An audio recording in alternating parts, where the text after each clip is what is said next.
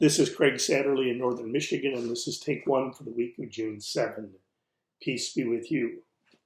It was quite a week last week, wouldn't you say? On Monday, the governor authorized gatherings of 100 people outside, and by Friday, in some parts of our state, indoor gatherings of 50 were permissible. And this revved up a lot of folks to get back to church. In the meantime, we have had demonstrations across our country and around our world, including in cities in our synod, protesting racial injustice and advocating for racial equality. And I think that's all good stuff, very supportive. Wish I could go. And in some of the cases, we've had some violence, and that's very, very unfortunate. And in one part of our synod, they are still trying to clean up after flooding. So a lot is going on.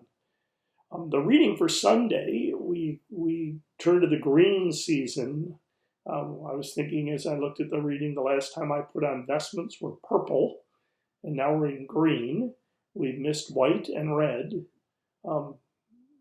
We need to think about that. I may be wearing red if ever I get to go back to church for a while, to remind us that the Holy Spirit is still with us. And I'm a liturgical purist, but more on that in a minute.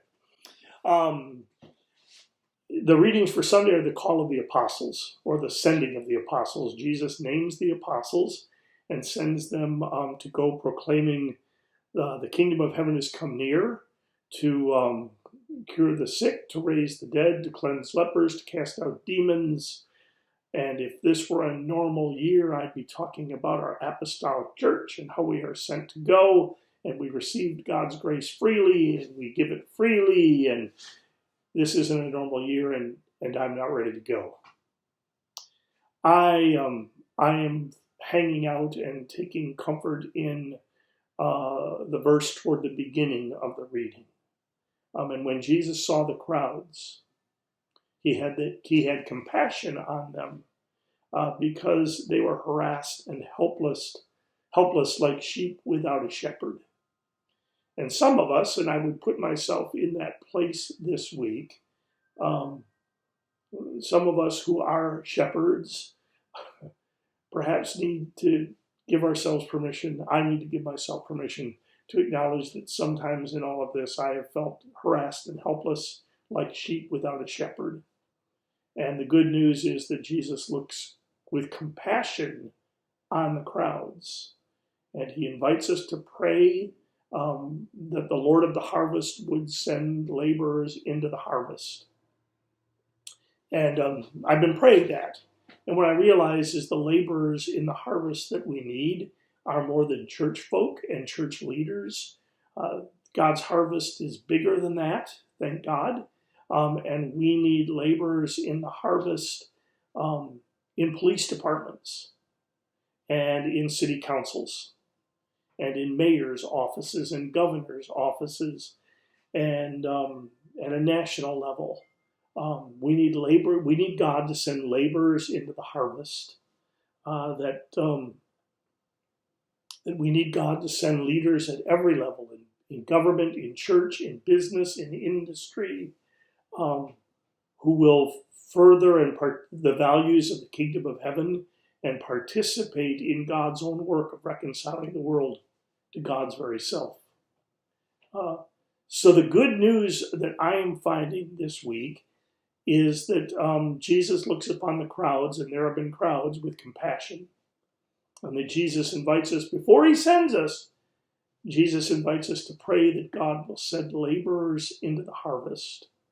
And while in some ways we will be those laborers, in other ways Jesus will send more and different laborers into the harvest. Because the harvest is plentiful. People are looking for God to act. And it may have nothing to do with coming back to church. So that's, I guess, what I'm thinking. I'm also thinking a lot about returning to church. Because I know that some congregations are already moving into parking lot worship, shall we call it, and are moving toward toward making the plans and setting the date for returning to their buildings in some sense. And the reports I'm getting is that sometimes we just can't help ourselves. We agree to do parking lot worship and to stay in our cars until we see an old friend, and then we have to get out of our car and greet them. And that we need to check ourselves, and we need to be very careful. I went to a Big B Coffee the other day to buy my coffee, and they handed it to me, and without thinking, I raised the cup and got it to here and went, "Oh, Craig, you have a mask on." Some of our habits will be automatic. We won't even think about them. You see a friend, you greet them, and we need to think about them, and we need to be careful.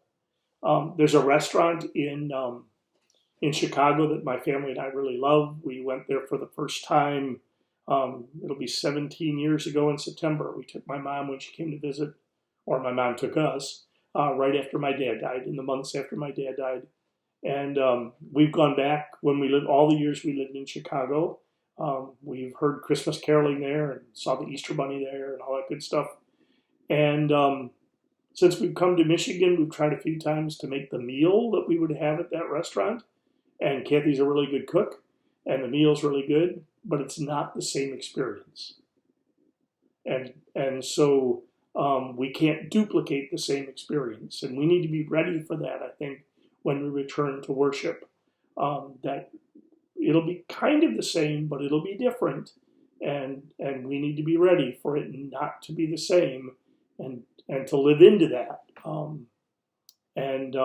If we can't live into the way it needs to be different, we will be wearing masks. We will keep social distance. If the decision is made for outdoor worship, we will stay in the car. If we can't live into that reality, then maybe it's not time to go back yet, I think.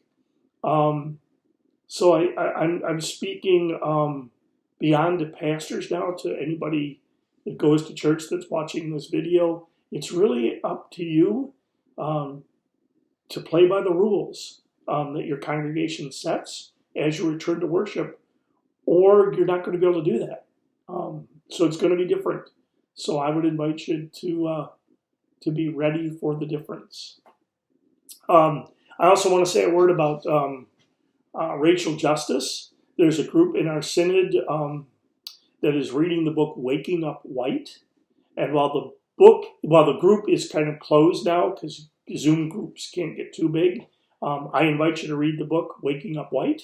And I'm sorry I don't know the name of the author, but you can Google it and to read it. And that might be something that congregational groups or groups of friends within congregations want to do, so that we can begin to understand how systemic racism that we might say in Michigan is in the water, affects us, and especially affects people who have to be afraid of what it might mean for them because of the color of their skin.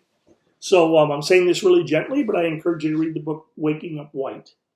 And as far as the flooding goes, we're told that the mucking out is mostly done, and that now we are moving toward long-term recovery. And we're applying for more grants. And if you continue to want to be of help, financial gifts are very, very helpful. Pastor Sprang and I work really hard to distribute those monies quickly. And so you could go to our webpage and you could donate. So please know that I'm praying for you all as you think about how to go back to church.